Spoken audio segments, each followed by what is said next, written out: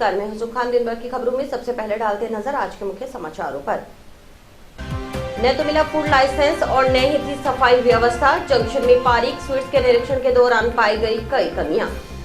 ATM tampering मामले में आरोपी गिरफ्तार, दूसरी गिरफ्तारी। घटना में प्रयुक्त कार भी बरामद। डीएपी व यूरिया किसानों को समय पर हो उपलब्ध। भाजपा कार्यकर्ताओं ने सौंपा कलेक्टर को ज्ञापन। घर घर हुआ कंजक पूजन, पांव छूकर लिया आशीर्वाद। कन्या पूजन के लिए कन्याओं को ढूंढने में करनी पड़ी मशक्कत। जिले में स्वामित्व योजना अंतर्गत ड्रोन सर्वे का किया शुभारंभ। तिलीबंगा की ग्राम पंचायत कोतवाली से हुई शुरुआत। अब खबरें विस्तार से। चिकित्सा एवं स्वास्थ्य विभाग के खाद्य सुरक्षा दल ने मंगलवार को जंक्शन स्थित पारिक स्वीट्स का निरीक्षण किया। निरीक्षण के दौरान संस्थान पर कई अनियमितताएं पाई गई। निरीक्षण के दौरान सामने आया कि बिना फूड लाइसेंस के ही मिठाई दुकान का संचालन किया जा रहा है। इसके अलावा सफाई व्यवस्था भी संतोषजनक नहीं मिली। कई तरह की कमियां पाए जाने पर सीएमएचओ की ओर से दुकान संचालक को नोटिस जारी कर 3 दिन का समय दिया गया है।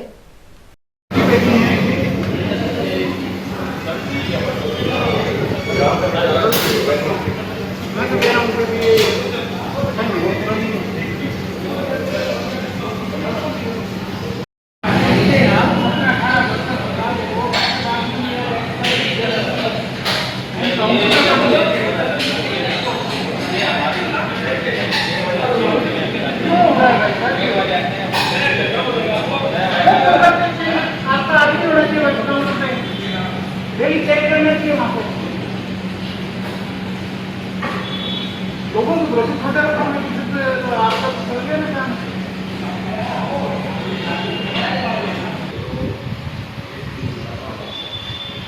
ये प्रैक्टिस बहुत ही बैड है। ये आप भी इनको नहीं बता सकते हैं तीनों में दिखाई अच्छी है तीनों में से दूसरा आके यहाँ डाले लगे एक तो आपका दर्शन साथ बना था सीएमएचओ डॉक्टर नवनीत शर्मा ने बताया कि प्रशिक्षु खाद्य अधिकारी रफीक मोहम्मद व सुदेश कुमार गर्ग के नेतृत्व में खाद्य सुरक्षा दल ने मंगलवार को जंक्शन में पारिक स्वीट्स का निरीक्षण किया। दुकान संचालक ने लाइसेंस होने की जानकारी दी, लेकिन मौके पर लाइसेंस नहीं दिखा सके। इस पर टीम की ओर से जांच की गई तो पता चला कि लाइसेंस के लिए आवेदन भी नहीं किया गया है। ये काफी गंभीर मामला है। बिना खाद्य लाइसेंस के अगर कोई खाद्य सामग्री विक्रय कर रहा है तो कानून का उल्लंघन है। इसके तहत ही कार्रवाई का प्रावधान है। इसके अलावा दुकान पर सफाई व्यवस्था भी संतोषजनक नहीं मिली। कर्मचारी भी हाइजेनिक तरीके से कार्य नहीं करते मिले। वे चप्पलों में वहां घूम रहे थे। इसके अलावा फूड सेफ्टी सुपरवाइजर भी उपलब्ध नहीं मिला।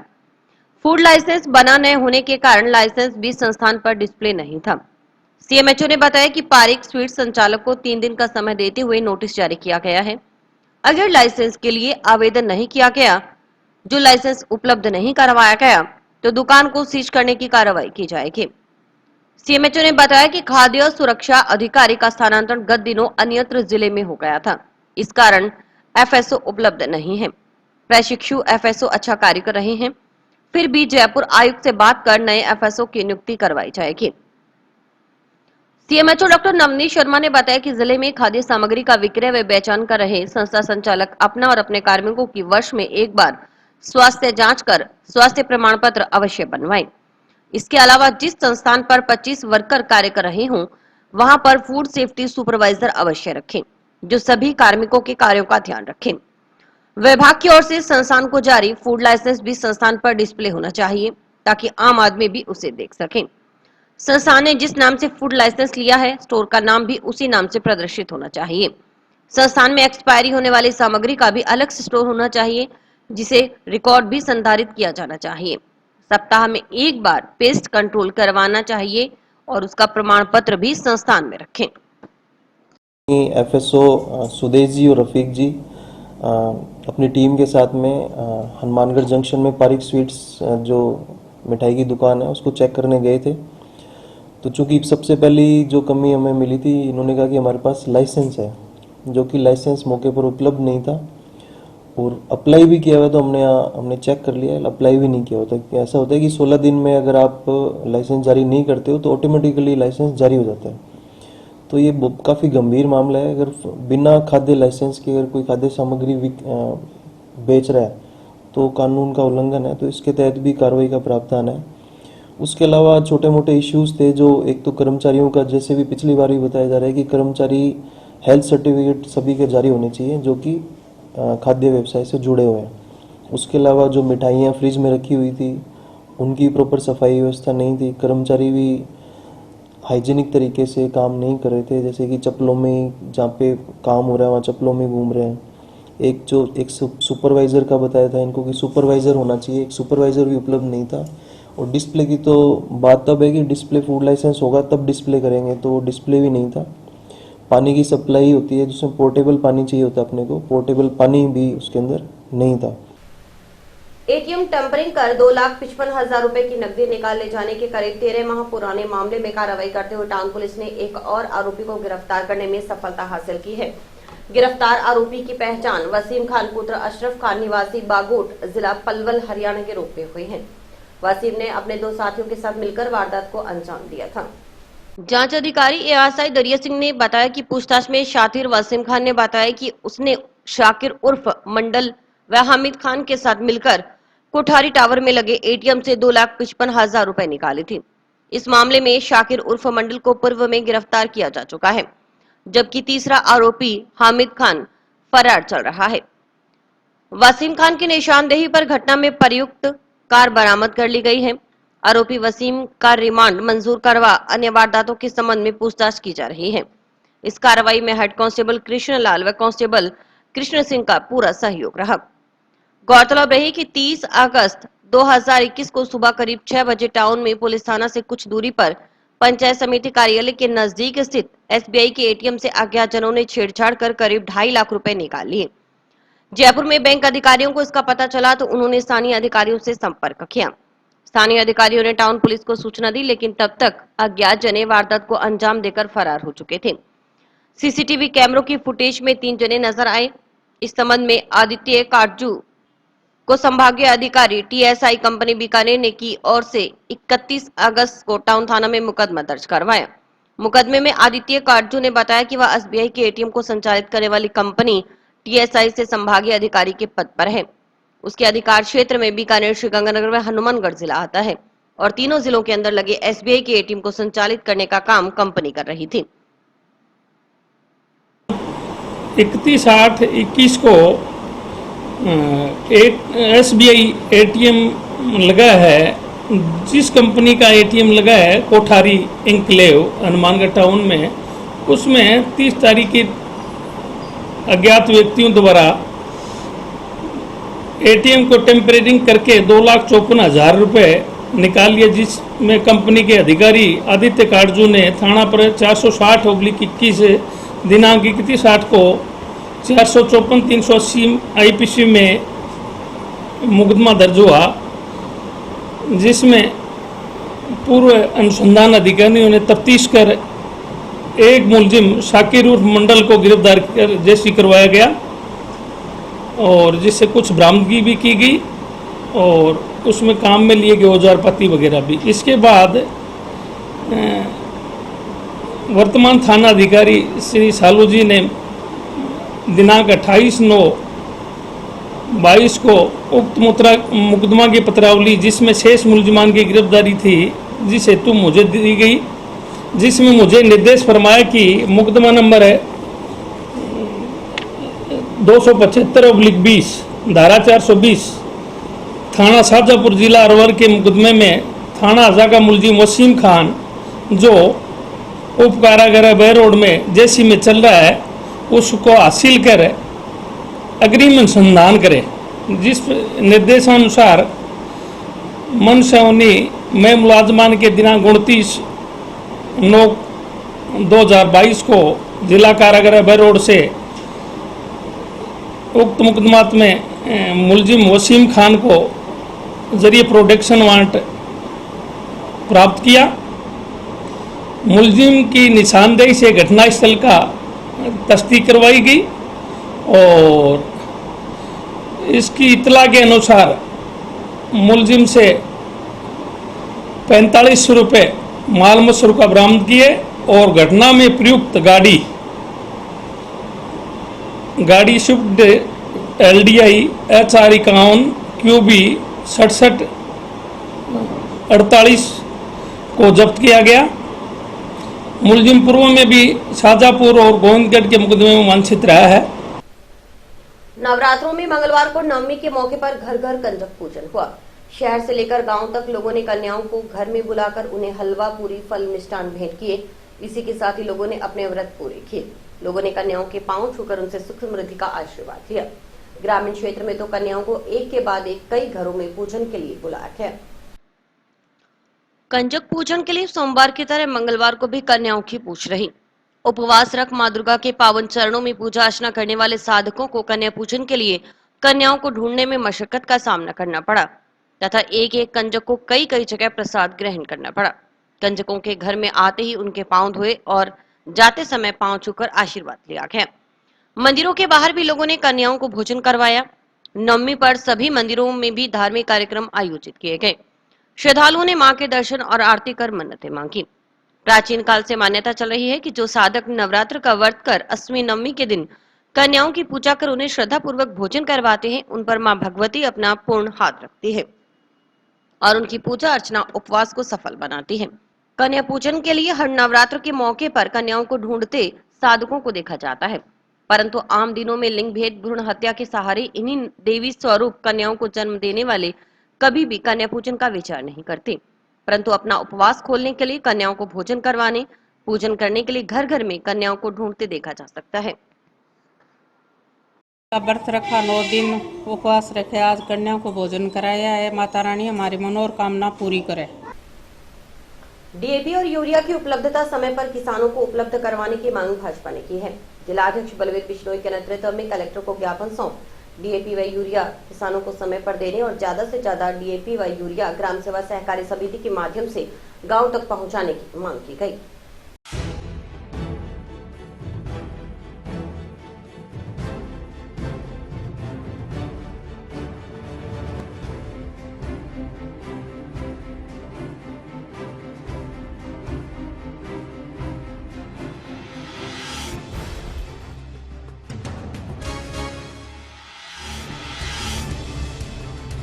किसानों के रबी की फसल की बुआई शुरू हो चुकी है और डीएपी और यूरिया बाज़ार में उपलब्ध नहीं है। इसलिए जिला कलेक्टर महोदय को अवगत कराया है कि जल्द से जल्द किसानों को डीएपी एवं यूरिया की उपलब्धता सुनिश्चित की जाए। और दूसरा, इसी के साथ साथ डीएपी और यूरिया है वो ग्राम सेवा सहकारी समिति है, उसमें ज़्यादा से ज़्यादा उपलब्ध कराई जाए, जिससे एक तो काला बाज़ारी रुकेगी और दूसरा किसान को गांव में उपलब्ध होने पर उसका समय, उसके ट्रांसपोर्ट का खर्चा, वो सारी उसके बचत होगी, उसको बाज़ार में लाइनों में नहीं लगना पड़ेगा। तो इन दो बातों को लेकर, एक तो इन खाद की उपलब्धता सुनिश्चित करनी और दूसरा ग्राम सेवा सहकारी समितियों को ज़्यादा से ज़्यादा इस खाद का आवंटन किया जाए, गाँव में ये खाद पहुँचाई जाए। जिले में स्वामित्व योजना अंतर्गत पीलीबंगा ब्लॉक की ग्राम पंचायत खोथावाली से ड्रोन सर्वे का मंगलवार को शुभारंभ किया गया। जिला परिषद के अतिरिक्त जिला शिक्षा अधिकारी सुनील छाबड़ा ने बटन दबाकर योजना अंतर्गत ड्रोन सर्वे की शुरुआत की। इस मौके पर विकास अधिकारी शंकर धालीवाल, सरपंच सुशीला, ग्राम विकास अधिकारी सुशील सिंह, एलएनपी नहर चेयरमैन हनुमान पुनिया सहित एडीओ सुखदेव सिंह आदि उपस्थित रहे। सुनील छाबड़ा ने बताया कि स्वामित्व योजना अंतर्गत ड्रोन के जरिए आबादी क्षेत्र के डिजिटल नक्शे तैयार किए जाएंगे। इनमें आबादी क्षेत्र में भू स्वामित्व देने के साथ साथ आबादी क्षेत्र में आने वाले विभिन्न वाद विवादों का निराकरण भी किया जा सकेगा। सर्वे में आबादी वाली जगहों के डिजिटल नक्शे तैयार करने के साथ ग्रास रूट डेटा एकत्रित किए जाएंगे। जिले के ग्रामीण लोगों को अपनी संपत्ति का मालिकाना हक दिलाने और उन्हें आर्थिक रूप से सशक्त बनाने के लिए स्वामित्व योजना के तहत ज्यादा से ज्यादा डिजिटल पट्टे जारी किए जाएंगे। एसीईओ छाबड़ा ने बताया कि ग्रामीण क्षेत्रों में रहने वाले कई लोगों के पास उनकी जमीन के मालिकाना हक से जुड़े कोई भी जरूरी दस्तावेज नहीं है और न ही उनका सरकारी आंकड़ों में कोई रिकॉर्ड दर्ज है। ऐसे लोगों को स्वामित्व योजना के तहत प्रॉपर्टी कार्ड के रूप में संपत्ति का कानूनी दस्तावेज मिलेगा। इससे ग्रामीण लोगों को बैंक लोन मिलने में आसानी होगी और अन्य सरकारी योजनाओं का लाभ भी समय पर मिल सकेगा।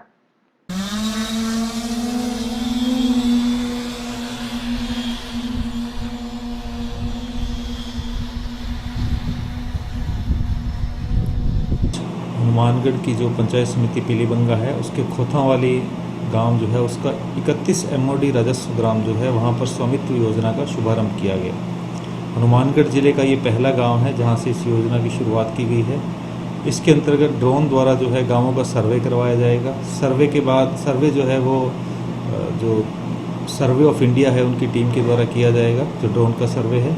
उसके बाद उनके द्वारा इसके डिजिटल मैप जारी किए जाएंगे। उस मैप के बाद इनके ऊपर जो है गांव के अंदर टीम बनाई गई है जिसमें पंच हैं, एलडीसी हैं, हमारे ग्राम सेवक हैं। वो इस मैप का फिर घर घर जाकर दोबारा सर्वे करेंगे।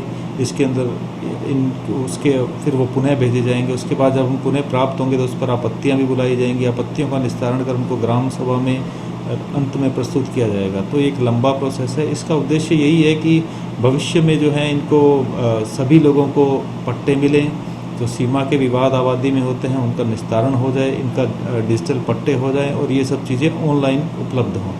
तो ये एक बड़ी योजना है। राज्य के 10 जिलों में ये पहले से चल रही है, लगभग 10 जिलों में, और अभी हनुमानगढ़ जिले में इसका शुभारंभ आज ही हुआ। गांव डबली राठान में 7 अक्टूबर को संघर्ष यात्रा निकाली जाएगी। यह यात्रा गांव डबली राठान में शहीद चमकौर सिंह की मूर्ति स्थल के पास से सुबह 10 बजे रवाना होगी, जो जिला कलेक्ट्रेट के कार्यालय में स्थापित राष्ट्रपिता महात्मा गांधी की प्रतिमा स्थल पर पहुंच संपन्न होगी। एडवोकेट राघवेर सिंह वर्मा ने बताया कि डबली राठान गांव जिले का सबसे बड़ा गांव है। इसकी आबादी 25,000 से ज्यादा है। करीब 18,000 वोट हैं। यहाँ धान मंडी, रेलवे स्टेशन, वेयर हाउस, गोदाम, उप तहसील कार्यालय, निजी विश्वविद्यालय भी स्थापित है। 7 अक्टूबर को डबली राठान से पैदल मार्च निकालेंगे गांव के युवा ग्रामीण। उसमें मुख्य जो मांग है वो उप तहसील को तहसील का दर्जा देने की है, जिसके अंदर जो पुलिस चौकी है उसको थाना बनाने की मांग है, और पंचायत समिति का जो अभी सर्वे हो रहा है, दूसरी पंचायत समिति जो बन रही है उसका मुख्यालय डबली राठान बनाया जाए, और जो है नशे है उस पर रोक लगनी चाहिए। ये हमारा इसलिए कहना है कि आज से 32 साल पहले अस्थायी रूप से पुलिस चौकी डबली राठान में खुली। 32 सालों के बाद में तलवाड़ा में, फेफाना में, खुइयाँ में, आपके मेडी, गोगामेडी में, बिरान में, जहाँ भी है सब जगह थाने खुल गए, लेकिन डबली राठान की अनदेखी लगातार जारी है। यही हालात तहसील की है। उसके बाद में खिलने वाली उप तहसीलें तहसील का दर्जा ले चुकी है, लेकिन अभी हमारे गांव की तरफ ध्यान नहीं दिया है। ये लगातार मतलब जो चीज़ें 30 साल पहले खुली उनको तो अनदेखा किया जा रहा है। जो 5-5 साल, 7-7 साल जिन गाँव में तहसीलें, चौकियाँ, पुलिस चौकियाँ खुली उनको थाने का, तहसील का दर्जा दिया जा रहा है। इसलिए ये हमारी मांग है कि अगर हम इस तारीख को 7 तारीख को पैदल मार्च करेंगे और लगातार इस आंदोलन को ऐसे ही जारी रखेंगे। हमारा ये है कि वहाँ हमारे शहीद चमकौर सिंह की मूर्ति लगी हुई है, वहाँ से ये रवाना होंगे हम सारे लोग, और यहाँ कलेक्ट्रेट में गांधी जी की मूर्ति के आगे हम पहुँचेंगे और पूरे गांव के ग्रामीणों के करीब 10,000 लोगों के साइन हम यहाँ कलेक्ट्रेट को सौंपेंगे। और भी वक्त है एक ब्रेक का।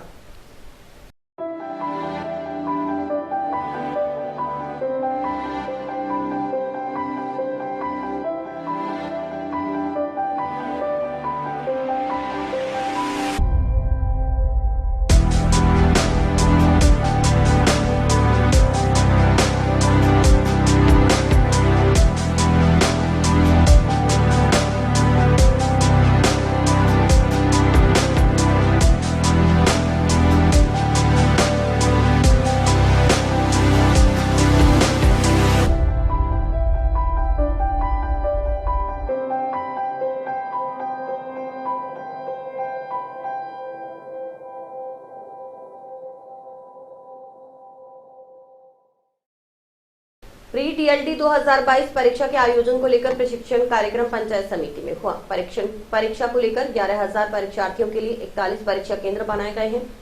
परीक्षा के सफल आयोजन और नकल को रोकने के लिए आवश्यक बंदोबस्त किए गए हैं। 8 अक्टूबर को परीक्षा का आयोजन होगा।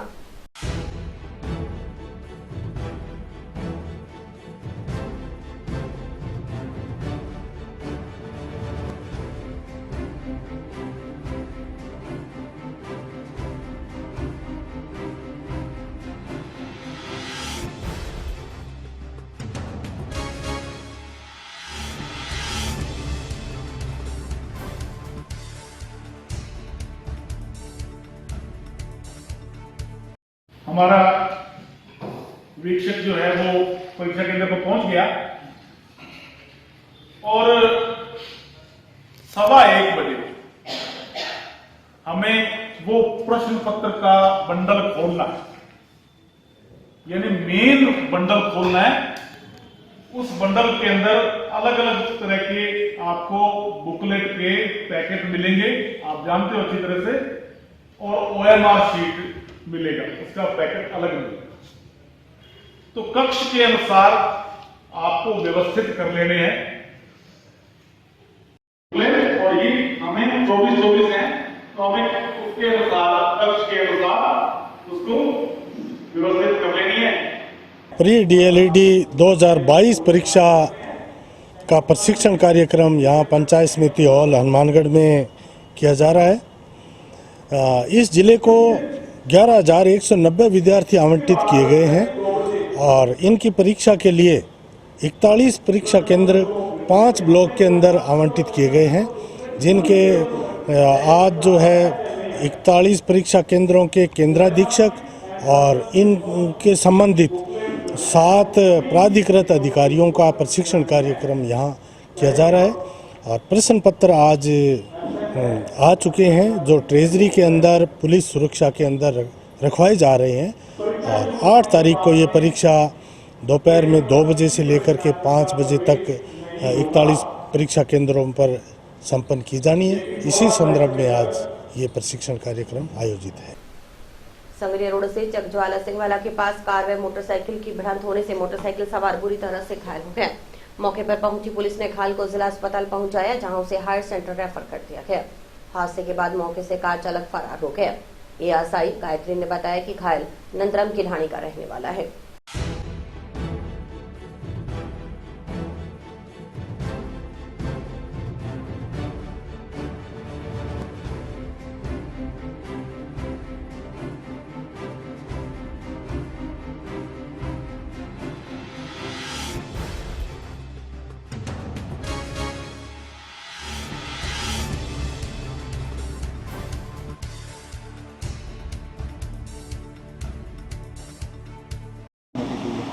मेरी ड्यूटी थी तो अचानक दूरबाज से सूचना मिली कि ऐसे करे चकज्वाला सिंहवाला रोड पे कोई कार और मोटरसाइकिल का एक्सीडेंट हुआ है, जिसमें हम पहुंचे तो वहाँ पर कार और मोटरसाइकिल जो थे दोनों क्षतिग्रस्त हालत में पड़े थे। और वहाँ भीड़ में से लोगों ने बताया कि जो मोटरसाइकिल है का वाहक चालक था, उसको गवर्नमेंट हॉस्पिटल में एडमिट करवा दिया गया है। गवर्नमेंट हॉस्पिटल पहुँचे तो बताया कि उसका नाम कर्णदीप था, जो नंदराम की ढाणी का रहने वाला, जिसे गंगानगर या हायर सेंटर के लिए रेफर कर दिया था। इसमें किसी तरह का कोई मुकदमा दर्ज हुआ? नहीं, अभी तक कोई हमारे पास लिखित में सूचना किसी भी उसके वारिसान द्वारा नहीं दी गई है। और इसी के साथ समाचार समाप्त हुए। रोजाना देखते रहिए समाचार। नमस्कार।